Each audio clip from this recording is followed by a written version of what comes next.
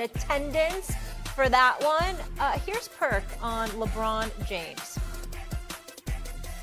I would have to argue, and I would have to say right now today, that LeBron James is the best player in the NBA. Here's why I said the best player in the NBA gets it done on both ends of the floor. LeBron James is getting it done at the age of 40 on both ends of the floor at a high level. All right, Wendy, is this LeBron's most impressive season? And you've been covering LeBron since high school. With all due respect to you and Perk, no. I mean, LeBron's had some amazing seasons. Okay. I will say this. I do think it's remarkable that Luka arrives the first week of February. Yeah. LeBron's reaction is to be the player of the month, which he hasn't been in 5 years. I mean, I don't think you have to draw you a map on the way LeBron thought about that trade. Yeah. Just because I have been given this, I just want to say I have a few regrets. Okay.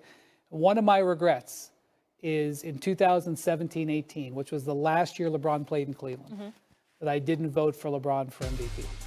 And I just gave Harden all those flowers.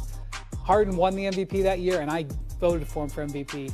And I do regret that vote because the longer I've thought about it, the more I've realized how great LeBron was in this season. He was 33 years old. The Cavs, Kyrie had been traded, and they were the 4th seed. He played every single game that year, 82 games. He led the league in minutes. Okay, his stats were very good. He had he's had better statistical seasons, but his stats were very good. They go into the playoffs. They go to Game 7 in the first round against Indiana. He had a game winner at the buzzer in that series.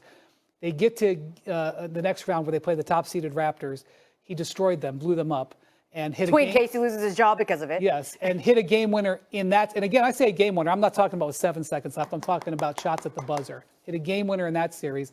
And they go play the Celtics without home court advantage. He has a brilliant series and leads them into a win in Boston in Game 7. Go look at how many teams have won in Boston in Game 7 in history. It's just not something that's done. Yeah. Then they go into the finals and the famous J.R. Smith game. But LeBron, that Game 1 of the finals is one of the great games of LeBron's career. 51 that game, right? Yes, and then he goes and he punches the. He's so angry about the way the game ends. He punches the chalkboard and cracks a bone in his finger, and his numbers take a dip after that. And people can say whatever they want about that, but that season I have an incredible amount of respect for, and I'm not even necessarily arguing it's the best ever. Yeah, it's underrated. So since this window was opened, I wanted just to shine a little light on that.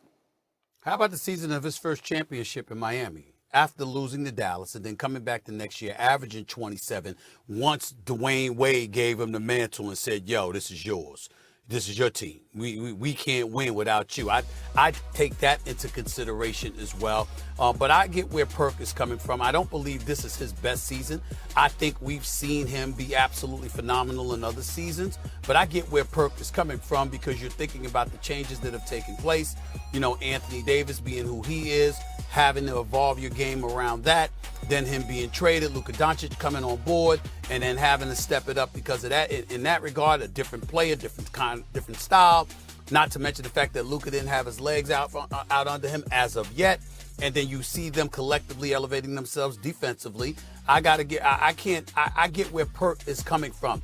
It's just that LeBron in his prime, when the brother was still averaging 27 instead of 24, when he was jumping over, little Lucas is what I call him, John Lucas's son, when he jumped over him for dunks, when LeBron was doing the kind of things that he done, when he went into Boston and dropped 45 and 15 in that pivotal Game 6 after blowing it against Dallas, and everybody and their mother came to TD Bank Garden to see LeBron James lose again.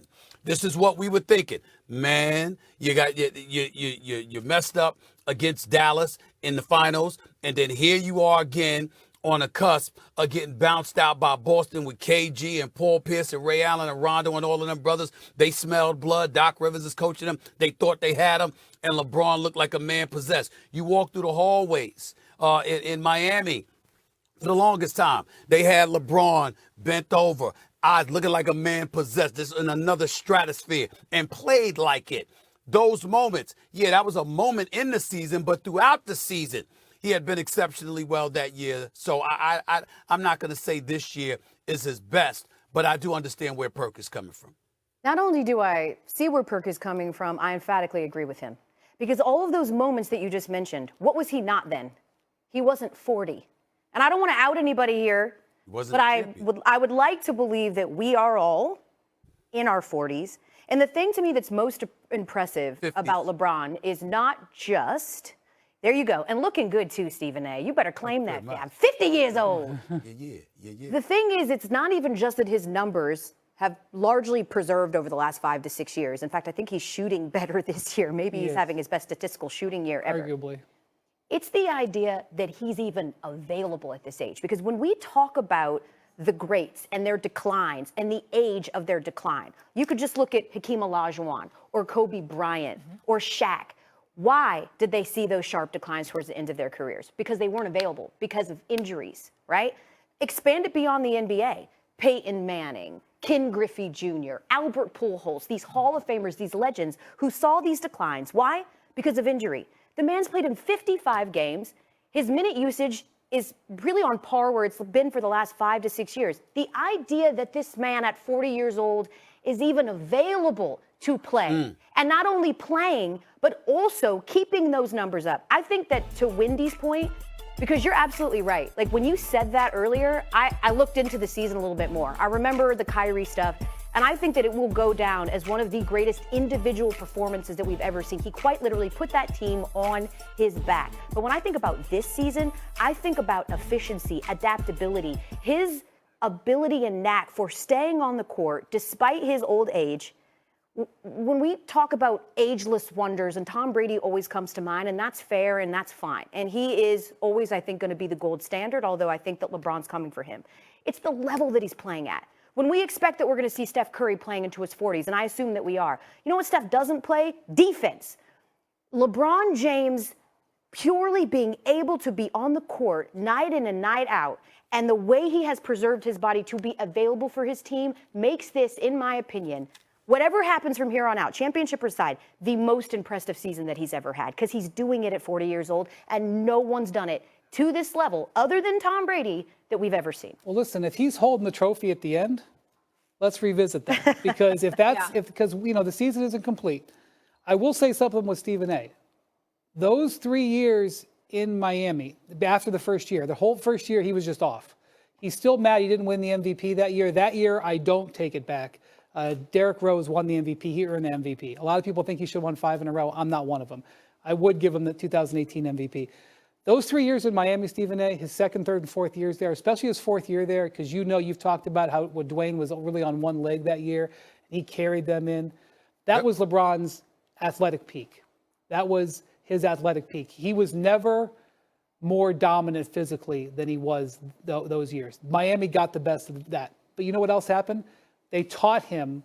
He learned from Dwayne Wade. He learned from what Eric Spoelstra was doing. He learned the value of efficiency that enabled